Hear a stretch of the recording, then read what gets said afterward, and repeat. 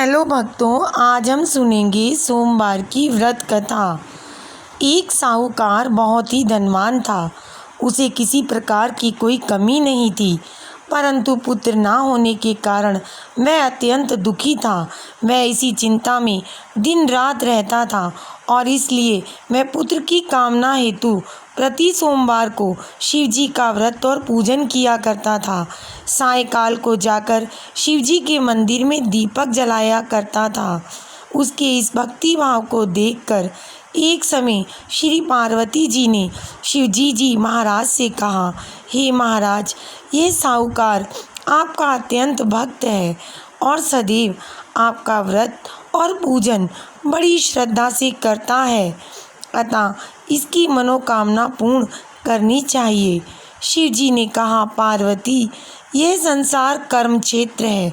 जिस प्रकार किसान खेत में जैसा बीज बोता है वैसा ही फल काटता है, उसी तरह इस संसार में जो जैसा कर्म करता है वैसा ही फल भोगता है।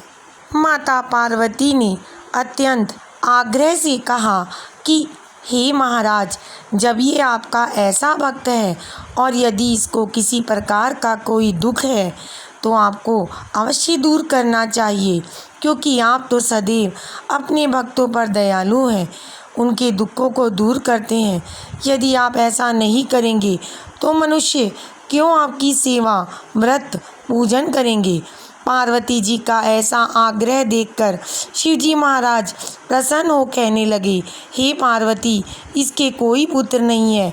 इसी पुत्र की चिंता से यह अत्यंत दुखी रहता है। इसके भाग्य में पुत्र ना होने पर भी मैं इसको पुत्र की प्राप्ति का वर देता हूँ, परंतु वह पुत्र केवल 12 वर्ष तक ही जीवित रहेगा। इसके पश्चात वह मृत्यु को प्राप्त होगा। इससे अधिक मैं और कुछ नहीं इसके लिए कर सकता। यह सब साहूकार सुन रहा था। इससे उसको ना तो कुछ प्रसन्नता हुई और ना ही कुछ दुख।